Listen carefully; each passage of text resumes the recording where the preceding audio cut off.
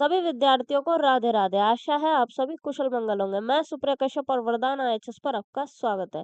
विद्यार्थियों, आपकी class 12th की पॉलिटिकल साइंस का 4th चैप्टर चल रहा था, जिसका नाम है अंतरराष्ट्रीय संगठन। इसके 3 पार्ट्स मैंने आपको करवा दिए हैं, उनका लिंक आपको डिस्क्रिप्शन में मिल जाएगा।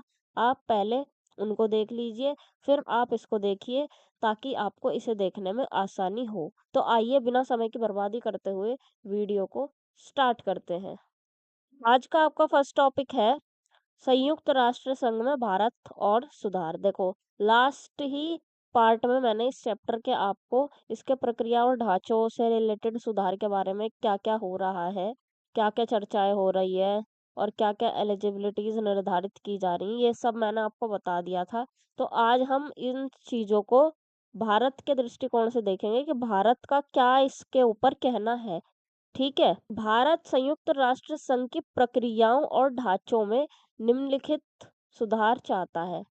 ठीक है। देखो, भारत कहता है कि संयुक्त राष्ट्र संघ की मजबूती और दृढ़ता जरूरी है। ठीक है। देखो, इसका स्थापना कब हुई थी? इसकी स्थापना हुई थी 24 अक्टूबर 1945 को, यानी कि द्वितीय विश्व युद्ध के तुरंत बाद। ठीक है। तब इसका मेन मोटो क्या था कि भैया, विश्व युद्ध जैसी स्थिति विश्व को दोबारा ना देखनी पड़े, दुनिया को दोबारा ना देखनी पड़े, क्योंकि ये बहुत ज्यादा विनाशकारी युद्ध होते हैं। ठीक है। विश्व में शांति कायम रहे। ओके। तो इनका इसमें द्वितीय विश्व युद्ध जब हुआ था, तो इनमें कौन कौन देश जीते थे? अमेरिका, रूस, फ्रांस, ब्रिटेन, चाइना। ठीक है। ये देश जीते, तो इनको जो है सुरक्षा परिषद का स्थायी सदस्य देश बनाया गया। और इन देशों की ना यूएनओ की स्थापना में भी अहम योगदान था। तो एक ये रीजन भी था इनको स्थायी सदस्य देश बनाने का। ठीक है। तो भारत का क्या कहना है कि जो आप फैसले वगैरह लेते हो ना, जो आप कानून लागू वगैरह करते हो, इसमें ना इनका इन्फ्लुएंस बहुत ज्यादा देखने को मिलता है। इन देशों का, जो सुरक्षा परिषद के स्थायी सदस्य हैं, इनका इन्फ्लुएंस बहुत ज्यादा देखने को मिलता है, और हमको ऐसा लगता है आप उनके दबाव में भी रहते हो। ठीक है। तो भारत का कहना है, आप इतनी बड़ी ऑर्गेनाइजेशन हो, तो आप उनके दबाव में अब मत रहिए, क्योंकि अब तो ऐसा भैया युद्ध वगैरह नहीं हो रहा, अब तो सिचुएशन अलग है, अब माहौल अलग है। आप अपने जो है स्वतंत्र रूप से अपने फैसले लीजिए, किसी के दबाव में मत रहिए, आप एक मजबूत ऑर्गेनाइजेशन बनिए। ठीक है, ऐसा भारत कहता है। ठीक है। और दूसरी बात क्या कहता है भारत, कि संयुक्त राष्ट्र संघ विभिन्न देशों में सहयोग और विकास को बढ़ावा दे। ठीक है। भारत का कहना है कि देखो, जब आपकी स्थापना हुई थी, तब आपका उद्देश्य था कि विश्व में युद्ध ना होए दोबारा, विनाशकारी युद्ध, वर्ल्ड वॉर जैसे। और आपका मोटो था कि लड़ाई झगड़े ना हो, और आपका ये भी मोटो था कि विश्व में शांति बनाए रखें। लेकिन भाई, ये बात तो चलो ठीक है आपकी, कि आप इन चीजों को अपना मेन मोटो बना रहे हो, लेकिन तब सिचुएशन और थी, आज सिचुएशन और है।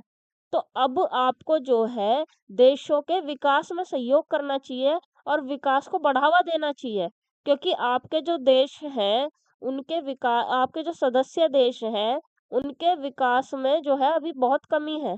ठीक है। अल्प विकसित देश है, विकासशील देश हैं आपके पास, उनके विकास को बढ़ावा दीजिए। एक ही चीज पे मत आप फोकस रखिए। तब बात और थी, आज बात और है, ऐसा भारत कहता है।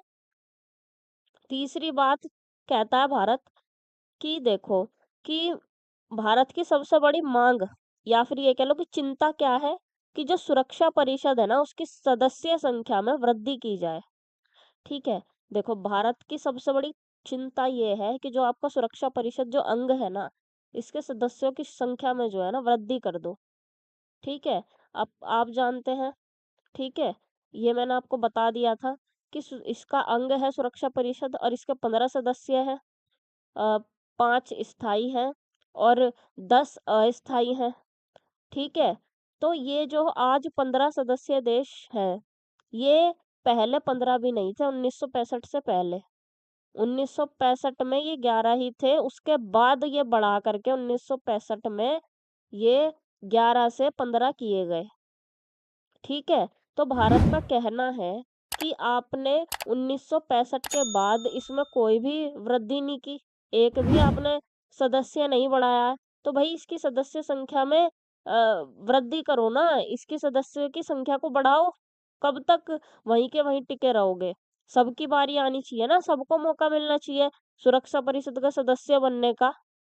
ओके। और चौथी बात क्या कहता है भारत, कि विकासशील देशों को महत्व दिया जाए। ठीक है। देखो भारत का कहना है कि आपके पास 193 सदस्य हैं। ठीक है। उनमें से 70% जो देश है वो विकासशील देश है, और आप जो है केवल विकसित देशों पे, आप जो है केवल पश्चिमी देशों पर फोकस करते रहते हो, उनको आप महत्व देते रहते हो। आप विकासशील देशों को महत्व क्यों नहीं देते? जबकि आपके 70% देश जो है विकासशील देश हैं, तो आपको उनको ज़्यादा इम्पोर्टेंस देनी चाहिए ना, उनके देश उन विकासशील देशों के विकास को आपको बढ़ावा देना चाहिए। आप केवल उन्हीं के इन्फ्लुएंस में रहते हो, आप उनके दबाव में रहते हो, आप ऐसा मत कीजिए, उनके भी विकासशील देशों के विकास पर भी आप ध्यान दीजिए, उनको बढ़ावा दीजिए और उनको भी आप महत्व दीजिए, आप भेदभाव वाला व्यवहार मत रखिए। ठीक है, ऐसा भारत कहता है यूएनओ को। ओके। फिर नेक्स्ट पॉइंट आपका आ जाता है, भारत सुरक्षा परिषद का स्थायी सदस्य बनना चाहता है, क्योंकि भारत सुरक्षा परिषद की स्थायी सदस्यता के मानदंडों, शर्तों, योग्यताओं को पूर्ण करता है, तथा भारत के पास निम्नलिखित योग्यताएं हैं। देखो भारत क्या चाहता है ना, कि भाई मुझे भी स्थायी सदस्य बनाया जाए सुरक्षा परिषद का। ठीक है। और भारत ऐसी इच्छा क्यों रखता है?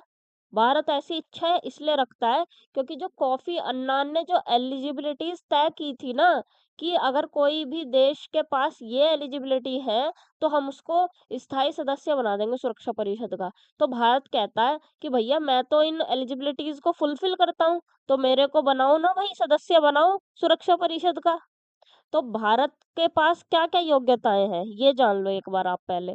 देखो अधिक जनसंख्या है। ठीक है, बहुत ज्यादा जनसंख्या है भारत में। आज के समय में लगभग 145 करोड़ के आसपास भारत की जनसंख्या है, तो आप अनुमान लगा सकते हैं कितनी ज्यादा बड़ी जनसंख्या है।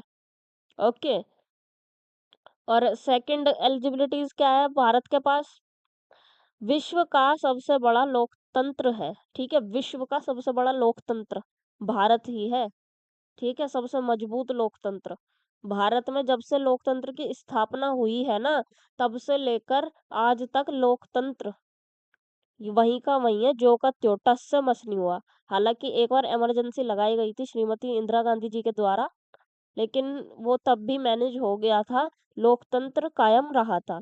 ओके। थर्ड एलिजिबिलिटी क्या है भारत के पास? संयुक्त राष्ट्र संघ की गतिविधियों में भाग लेता है। ठीक है, जो भी यूएनओ में जो एक्टिविटीज होती है, जो भी मीटिंग्स वगैरह होती हैं या बैठक जो होती हैं, उन सब में भारत निरंतर रूप से भाग लेता है। ठीक है, और शांति बहाल करने में योगदान देता है। ठीक है, यूएनओ जो शांति बहाल करता है ना विश्व में, ठीक है, शांति स्थापित करता है ना, उसमें भी भारत योगदान देता है। जैसे कि इसका एक एग्जांपल मैं आपको बताऊं, भारत ने श्रीलंका में आईपीकेएफ भेजी थी ना, शांति सेना भेजी थी ना, शांति कायम करवाने के लिए। तो इसी तरह से भारत शांति बहाल करने में योगदान देता है। पांचवी एलिजिबिलिटी है भारत के पास, बड़ी आर्थिक शक्ति है। ठीक है, भारत आज के समय में एक बहुत बड़ी आर्थिक शक्ति है। वैश्विक अर्थव्यवस्था में भारत का एक बहुत बड़ा योगदान है। ठीक है, तो इसलिए भारत कहता है कि हमें दो भाई, सदस्यता दो। और छठी एलिजिबिलिटी है, संयुक्त राष्ट्र संघ के बजट में निरंतर योगदान देता है। जो यूएनओ का जो बजट है ना, उसमें निरंतर रूप से भारत योगदान देता है। ठीक है, तो ये सब एलिजिबिलिटीज भारत के पास है। तो आप ही बताइए कि भारत को यूएनओ का सदस्य बनाना चाहिए कि नहीं, कमेंट सेक्शन में बताइए आप। ठीक है, मेरे हिसाब से तो बिल्कुल बनाना चाहिए भाई, सारी एलिजिबिलिटीज हैं भारत के पास। जब कॉफी अन्नान ने जो एलिजिबिलिटी तय करी, वो सब भारत के पास है।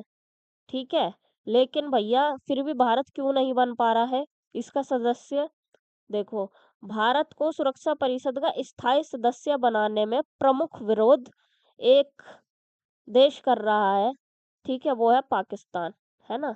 इतना नीच और निम्न स्तरीय काम एक ही देश कर सकता है भारत के प्रति, वो है पाकिस्तान, ठीक है। इतना नीच कार्य यही कर सकता है। और इसका साथ कौन दे रहा है? चीन। और चीन आप जानते हैं कि सुरक्षा परिषद के 5 स्थायी सदस्य देशों में से एक है चीन। ओके, तो भारत के साथ ये सब हो रहा है, ठीक है। नेक्स्ट टॉपिक आपका आ जाता है एक ध्रुवीय विश्व में संयुक्त राष्ट्र संघ। देखो, आप लोग जानते हैं कि शीत युद्ध चला था 1945 से लेकर के 1991 तक, ठीक है। जो जब विश्व जो है 2 ध्रुवों में बट गया था, और फिर उसके बाद वो हार जाता है सोवियत संघ। फिर विश्व में एक ध्रुवीय व्यवस्था कायम हो जाती है, एक महाशक्ति बच जाती है जो कि होता है अमेरिका, ठीक है। तो इसमें मतलब इसकी भूमिका क्या है, एक ध्रुवीय विश्व में यूएनओ की भूमिका क्या है, इस बारे में आप इस टॉपिक में पूरे में जानेंगे, ठीक है। देखो, एक ध्रुवीय विश्व में संयुक्त राष्ट्र संघ किन कारणों से अमेरिका की मनमानी को नहीं रोक सकता, ठीक है। देखो, जब अमेरिका पावरफुल है तो यूएनओ की फिर जरूरत क्या है, सबसे पहली बात तो ये। और फिर यूएनओ है तो फिर अमेरिका की उसमें रोल, मतलब अमेरिका किस टाइप का उसमें रोल निभा रहा है, और अमेरिका को क्या यूएनओ उसकी मनमानी करने से रोक सकता है? और नहीं रोक सकता तो क्यों नहीं रोक सकता, ठीक है। आपसे पेपर में ऐसे पूछा जाएगा कि एक ध्रुवीय विश्व में यूएनओ अमेरिका को किन कारणों से उसकी मनमानी करने से नहीं रोक सकता, और अगर नहीं रोक सकता तो क्यों नहीं रोक सकता। तो आप ये 4 पॉइंट बताएंगे जो मैंने ये लिख रखे हैं नीचे, ठीक है। देखो, क्यों नहीं रोक सकता, पढ़ते हैं। अमेरिका एकमात्र मजबूत सैन्य व आर्थिक शक्ति है, ठीक है। देखो, अमेरिका पहले भी और आज भी एक बहुत बड़ी सैन्य ताकत है, ठीक है। सबसे बड़ी सेना विश्व में अमेरिका के पास है, और आर्थिक शक्ति भी सबसे बड़ी अमेरिका ही है, ओके।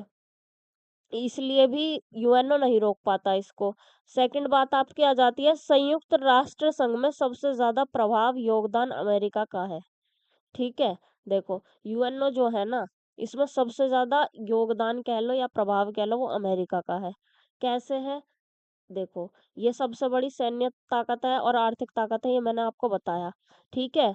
तो इसमें इसका प्रभाव इस प्रकार है कि इसकी जो स्थापना हुई थी ना, इसमें सबसे ज्यादा योगदान इसी ने दिया था। इसका जो बजट है, इसमें सबसे ज्यादा योगदान अमेरिका ही देता है, ठीक है। इसका जो हेडक्वार्टर है, ठीक है, वो भी अमेरिका में है, न्यूयॉर्क में, ठीक है। तो इसलिए इसका प्रभाव इसमें, इन्फ्लुएंस इसमें ज्यादा रहता है यूएनओ में।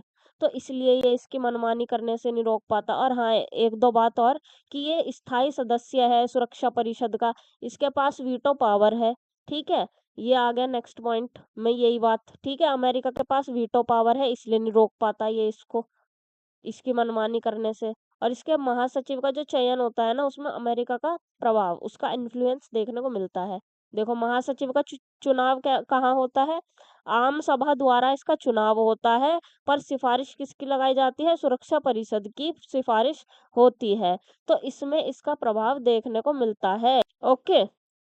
तो ये मैंने आपको ये 4 कारण बताए, इन 4 कारणों की वजह से यूएनओ अमेरिका को उसकी मनमानी करने से नहीं रोक पाता। तो भाई, अब आप कहेंगे जब मनमानी करने से रोक नहीं पाता, तो यूएनओ का फिर क्या इम्पोर्टेंस बच गया विश्व में, क्या जरूरत क्या है फिर इसकी, जब अमेरिका को ही अपनी मनमानी चलानी है, तो फिर यूएनओ की जरूरत क्या है ना। तो देखो, क्या जरूरत है।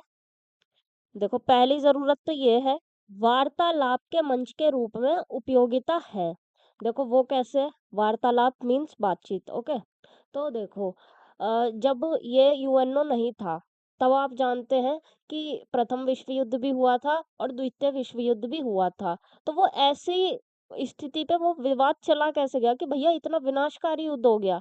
क्यों? क्योंकि जब ना बातचीत करने के लिए कोई मंच कोई ऑर्गेनाइजेशन, यूएनओ जैसी मजबूत ऑर्गेनाइजेशन जब नहीं थी, इसलिए ये सब इतनी ज्यादा विमनुष्यता पे पहुंच गया था कि भैया मार काट के लिए उतारू हो गए थे देश एक दूसरे को, है ना, विश्व युद्ध में।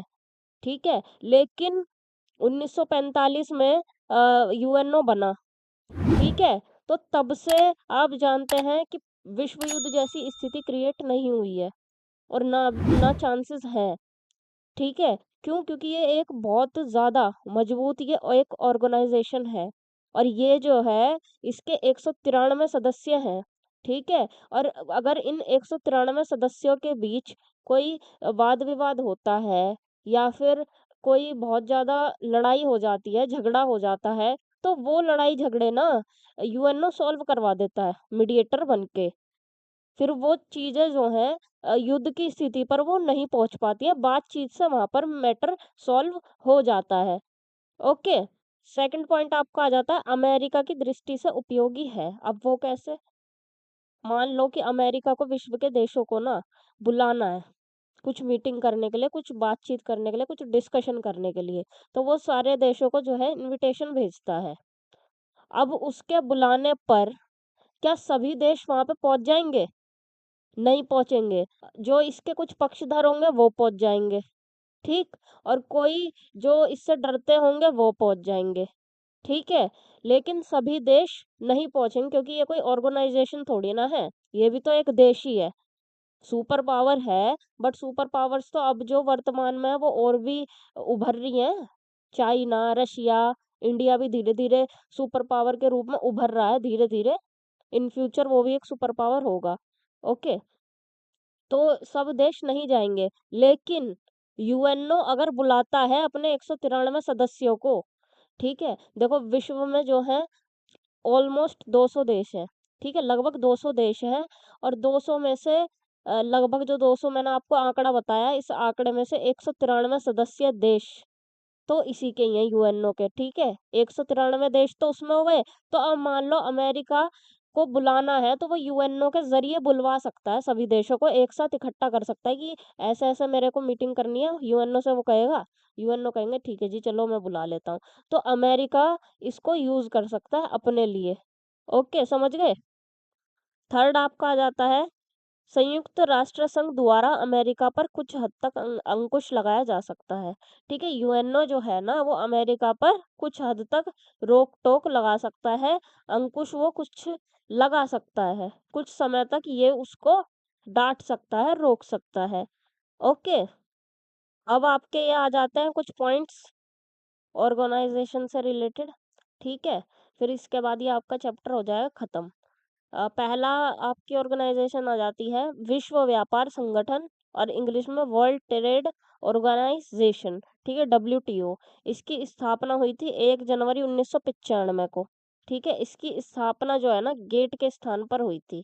पहले जो था, जो ये व्यापार से रिलेटेड जो संगठन था, पहले गेट था, फिर वो बंद हो गया, फिर उसके स्थान पर इसकी स्थापना हुई। ठीक है, इसका प्रमुख कार्य विश्व व्यापार के नियम निर्धारित करना है। ठीक है, जो विश्व व्यापार के नियम होते हैं उनको ये तय करता है, बनाता है, या फिर निश्चित जो है वो यही करता है, डब्ल्यूटीओ।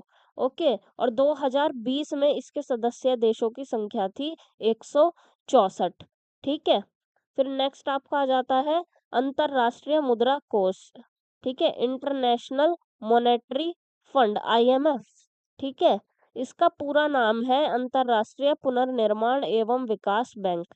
ठीक है, इसकी स्थापना हुई थी 1945 को, और इसका मुख्यालय वॉशिंगटन, अमेरिका की राजधानी में है। अमेरिका की राजधानी है वॉशिंगटन, और ये वहां पर इसका मुख्यालय स्थित है। ठीक है, 2020 में इसके सदस्य देश 190 थे, तथा 190वां देश अंडोरा था। ओके, अब अंतरराष्ट्रीय आणविक ऊर्जा, नेक्स्ट आपको आ जाता है अंतरराष्ट्रीय आणविक ऊर्जा। यह अंतरराष्ट्रीय संगठन है। ठीक है, ये भी एक इंटरनेशनल ऑर्गेनाइजेशन है। इसका प्रमुख कार्य परमाणु ऊर्जा के शांतिपूर्ण प्रयोग को बढ़ावा देना है। इसकी स्थापना 1957 में हुई थी। ठीक है, क्या है इसका प्रमुख कार्य है कि जो परमाणु बम है ना उसका यूज विश्व में शांति कायम करने के लिए हो। ऐसा नहीं कि भैया अपनी तुम किसी को बर्बाद करने के लिए उसका यूज कर रहे हो, किसी देश को तबाह करने के लिए उसका यूज कर रहे हो। ठीक है, विश्व में शांति कायम करने के लिए उसका यूज हो, सैन्य रूप से उसका प्रयोग ना हो। ये इसका मुख्य कार्य ये है। ठीक है, जो बात मैंने आपको बताई उसको बढ़ावा देने का इसका प्रमुख कार्य है। ओके, नेक्स्ट आपका आ जाता है एमनेस्टी इंटरनेशनल। यह एक स्वयंसेवी अंतर्राष्ट्रीय संगठन है। ठीक है, ये संपूर्ण विश्व में मानवाधिकारों की रक्षा के लिए अभियान चलाता है। ठीक है, मानवाधिकारों का कहीं पर हनन ना हो, उनकी ये सुरक्षा करता है। ठीक है, उनको जो मानवाधिकार से रिलेटेड जो भी अधिकार है, मूल अधिकार जो है वो इनको मिले। ठीक है, उसके लिए अभियान चलाता है कौन? Amnesty international. मानवाधिकारों से जुड़ी रिपोर्ट तैयार करना, उसे प्रकाशित करना इसका प्रमुख कार्य है। ठीक है, मानवाधिकारों से रिलेटेड ये रिपोर्टों को तैयार करता है और उसको ये प्रकाशित करता है, पब्लिश करता है, ये इसका प्रमुख कार्य है। और फिर लास्ट आपका आ जाता है ह्यूमन राइट्स वॉच। ठीक है, ये अमेरिका का संगठन है, यह भी मानवाधिकारों से संबंधित संगठन है। ठीक है, यह अमेरिका का सबसे बड़ा अंतरराष्ट्रीय मानवाधिकार संगठन है। ठीक है, अमेरिका का सबसे बड़ा इंटरनेशनल लेवल का ही ये एक ऑर्गेनाइजेशन है। यह समस्त विश्व की मीडिया का ध्यान मानवाधिकार के उल्लंघन की ओर खींचता है। ठीक है, पूरे विश्व का ध्यान किसकी ओर खींचता है? मानवाधिकारों के उल्लंघन पर। ठीक है, मान लो अमेरिका में कहीं पर किसी के मानवाधिकार का उल्लंघन हुआ है, तो ये उसका ध्यान ना, उस मीडिया का ध्यान, पूरे विश्व की मीडिया का ध्यान उसकी ओर खींचेगा कि देखो भाई, यहाँ पर जो है मानवाधिकार का उल्लंघन हुआ है, देखो। ठीक है, और यह भी मानवाधिकारों की वकालत करने का कार्य करता है। ओके, यहाँ ये आपका चैप्टर हो जाता है खत्म। इस पूरे चैप्टर में या फिर पिछले भी चैप्टर्स में आपको कोई प्रॉब्लम आई हो तो आप बेझिझक कमेंट सेक्शन के माध्यम से या फिर सोशल मीडिया पर कांटेक्ट करके मुझसे पूछ सकते हैं। ओके, अगर आपको ये वीडियो पसंद आई हो तो इसको लाइक कीजिए, कमेंट सेक्शन में अपना रिव्यू दीजिए या फिर अपने डाउट्स क्लियर कर सकते हैं आप।